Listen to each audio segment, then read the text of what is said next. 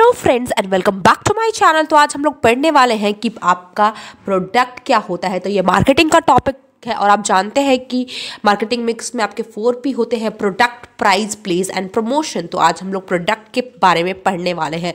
तो आपका एक डेफिनेशन दिया है फिलिप कोटलर ने प्रोडक्ट के बारे में, और उन्होंने बताया है कि product is anything that can be offered to a market for attention.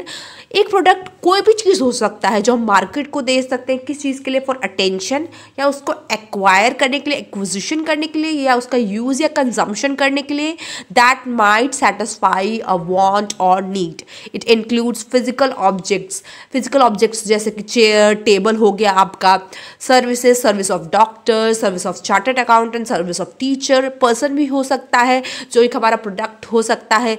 Place जैसे कि मैं कोई जगह पे घूमने गई, मुंबई, दिल्ली, चेन्नई, तो वहाँ पे हम जब ट्रैवलिंग के लिए एक प्लेसेस पे ले जाते हैं तो उसका भी पैसा लेते हैं, तो वहाँ पे एक प्लेस ही उनका एक प्रोडक्ट है। Organisation as a product, and कोई आइडिया जो है वो भी एज अ प्रोडक्ट वर्क करता है।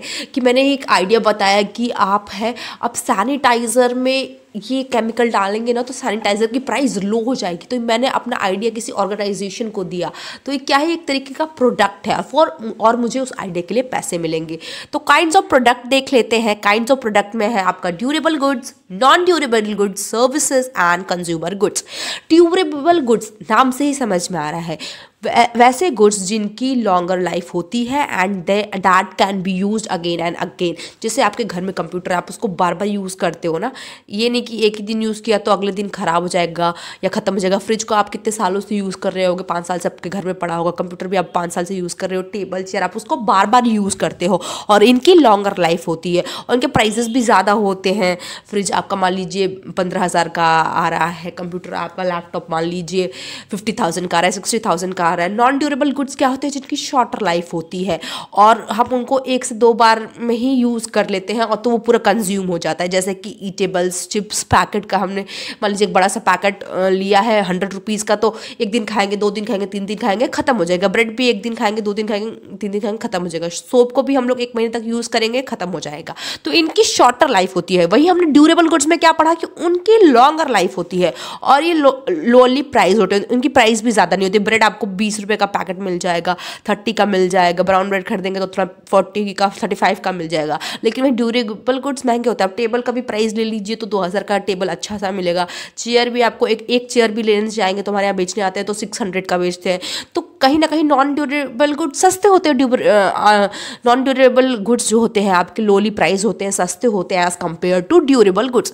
सर्विसेज क्या होती है, सर्विसेज इंटैंजिबल होती है। हम सर्विसेज को देख नहीं सकते हैं, टच नहीं कर सकते हैं, बट हम सर्विसेज को महसूस कर सकते हैं। वही हम ड्यूरेबल गुड्स को टच कर सकते हैं, नॉन ड्यूरेबल गुड्स को टच कर सकते हैं। ब्रेड को टच कर सकते हैं, कंप्यूटर को टच कर सकते हैं, फ्रिज को टच कर सकते हैं।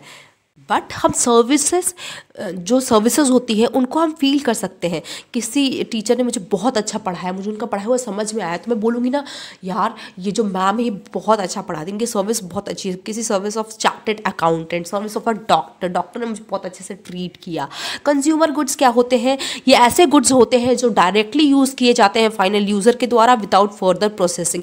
ये पता है किस कंटेक्स्ट में बोला गया, इंडस्ट्रियल गुड्स। इंडस्ट्रियल गुड्स में कोई भी चीज़ें आती हैं, जैसे स्टील आता है तो एज अ रॉ मटेरियल आता है, फिर वो स्टील का यूज़ करके कोई और प्रोडक्ट बनाते हैं। लेकिन कंज्यूमर गुड्स क्या होते हैं, वो फाइनली कंज्यूम कर लिए जाते हैं कस्टमर के द्वारा, उनमें फर्दर प्रोसेसिंग नहीं करते हैं।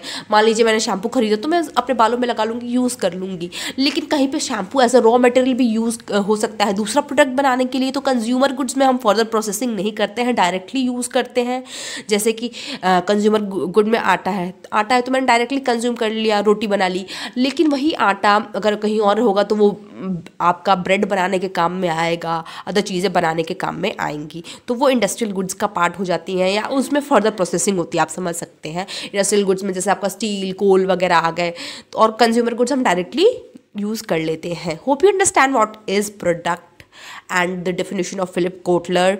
काइंड्स ऑफ प्रोडक्ट क्या होते हैं, मैंने सिंपल वे में शॉर्ट लिखा है, आप इसको एग्जाम में बड़ा करके लिख सकते हैं, पैराग्राफ वाइज लिख सकते हैं कि हाँ, durable goods are those goods which have longer life and we can use these products again and again and this product includes computer, fridge, table, chair, और आप 10 और एग्जाम्पल दे सकते हैं इसके अंदर। ऐसे नॉन ड्यूरेबल गुड्स में बता सकते हैं, non durable goods are those goods which have short life and all. Hope you like the video, like share and subscribe. Till then bye bye, have a nice day ahead.